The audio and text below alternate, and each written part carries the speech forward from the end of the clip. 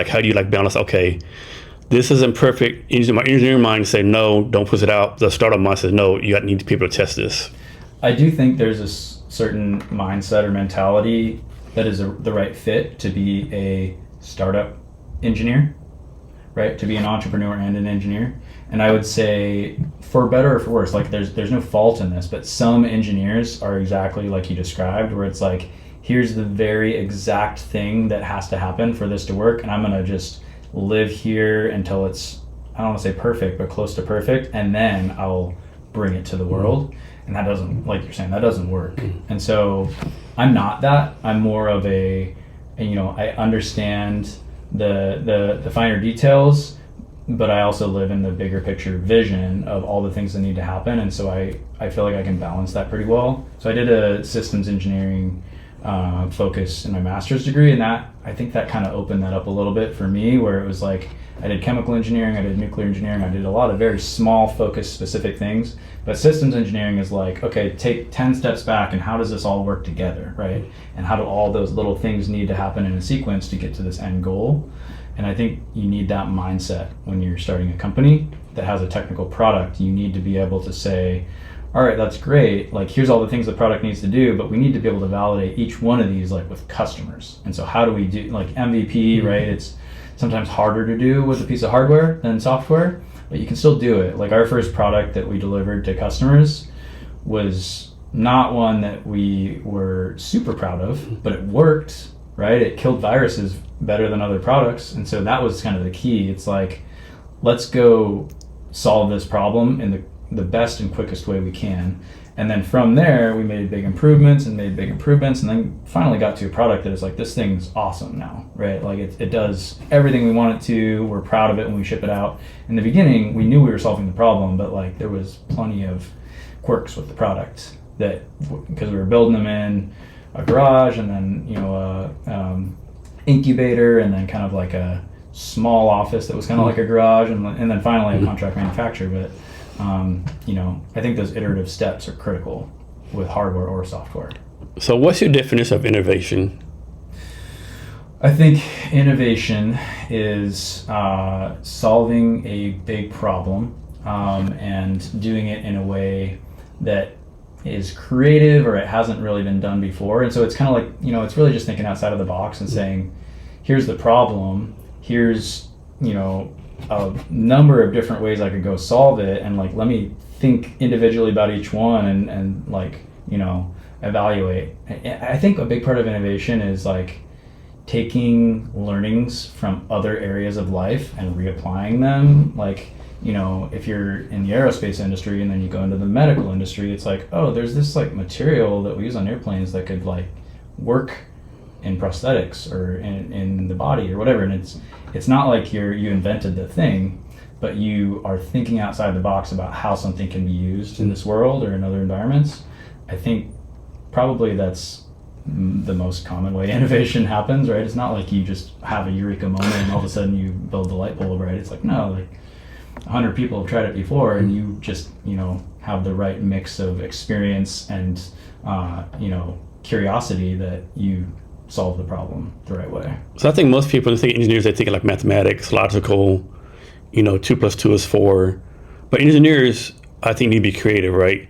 How do you make sure you bring on engineers to your team that are also creative? So I would say there's a mix. A lot of engineers are, and I am too, right? Like I think when you go through an engineering program, you start into it because probably you have that DNA where you're very methodical, logical, and strong in mathematics and sciences. But I think really it's just experience that can help open your mind to kind of like more of an entrepreneurial way of thinking about things.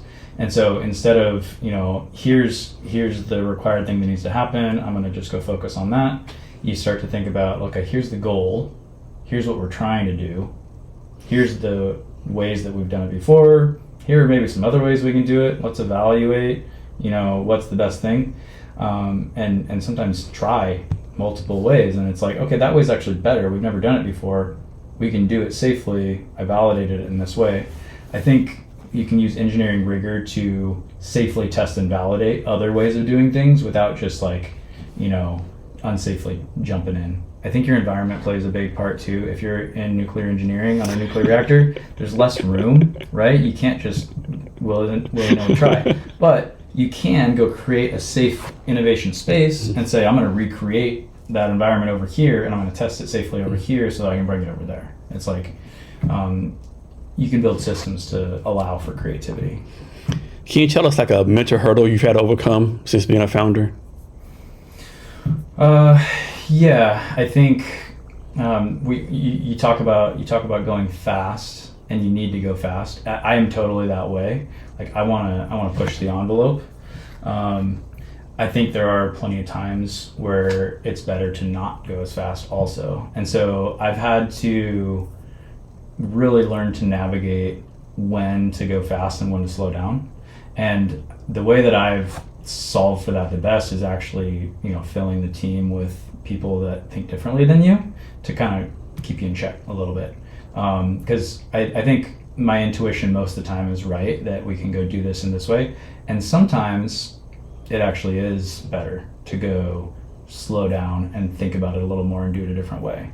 And so having, for me, it was like one, understanding and having the personal awareness that like, it's not always going to be right or the best, what my intuition is. I think as a CEO, you have to have pretty good intuition about what you're doing, but being able to, listen and be curious about what other people feel and think about it, and actually recognize when, you need to step back and just like go with the other way because it's better. Has your definition of success changed since day one? Yeah, I think, anybody that's been a first-time startup founder, I think you go read up a lot and you talk to a lot of people, and there's these metrics of success, right? And it's like, it's mostly VC driven, where it's like, okay, you need to get to 100 million in revenue to have $1 billion company, and then you're a unicorn, and then you're a success, right? And it's like, that's very unrealistic. And even at a VC level, they say they want and need that, and it's because most of their companies will fail, and so therefore they need a unicorn or multiple unicorns to make the whole thing work. And so that's their criteria for like, is it possible to get there? But then as a founder, I think sometimes it's like that is what success looks like. Success can look like a $10 million company that sells for 50 million. Mm-hmm. That's a great outcome. It might not be, it's not going to make the fund in the in the VC firm, mm-hmm. But as a first-time startup founder, I think it's going to be decent. And then I think those are kind of like financial metrics. But when you get to a point where you build something that's making a difference in people's lives, I think there's a level of success that you've reached at that point too, that initially I kind of breezed through, but I've come to appreciate more, right? It's like seeing the impact that you can have with customers. And I think there's a way to bottle that too, right? Like when you see that success, you can replicate it better and you can grow. But yeah, I think you kind of sometimes lose the initial metrics and say, yeah, like, of course I want to achieve that, but I'm not going to base my success on being a unicorn, right? That's unrealistic. Do you have someone that you go to for honest feedback?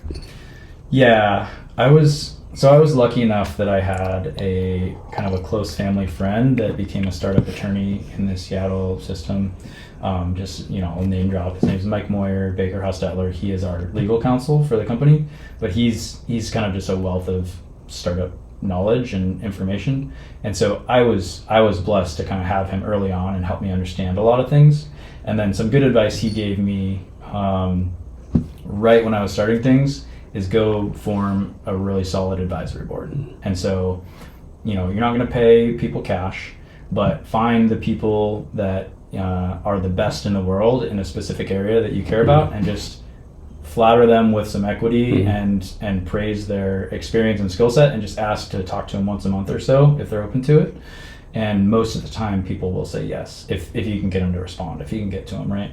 And so through that process, I did find a number of very significantly valuable advisors that over the last 4 years, I've been able to go and chat with about, the hard times that inevitably happen in every company. Yeah, so highly recommend that for anybody.